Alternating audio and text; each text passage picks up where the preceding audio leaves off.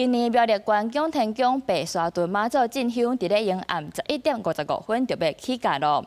全店有8天7暝，今年香燈卡有46萬人，也今年救護團隊嘛引進智慧系統，民眾若是身體無爽快，就會當即時定位提供救援。佇柑仔聖母的香燈卡12早起就陸陸續續到宮田宮，伊攏是要來參加一年一度的白沙屯媽祖進香活動。未少人半暝就提早到位，所以有人無困好，加上天氣真熱，身體無爽快，趕緊送病院檢查。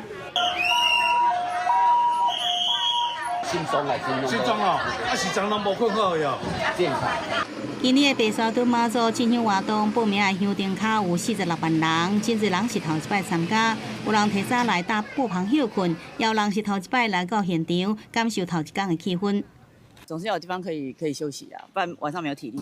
我沒有走過第一天吶，我通常都是走平常日，我沒有來感受過今天的人潮，想說過來看一下。今年香燈卡的人數創下新的紀錄，活動期間安全救護是特別重要。長期擔任進香隨行救護的東綜合病院，今年導入智慧行動醫療隨護系統，行動指揮車這科技的設備。是透過我們白沙屯 GPS 即時定位，它裡面有深設一鍵求救系統。那一鍵求救系統啟動的時候，我們行動指揮車會接到香燈腳的定位。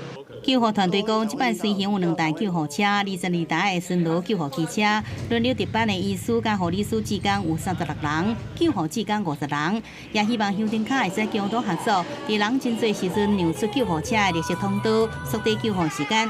救護團隊也提醒講，若身體無爽快，唔通勉強。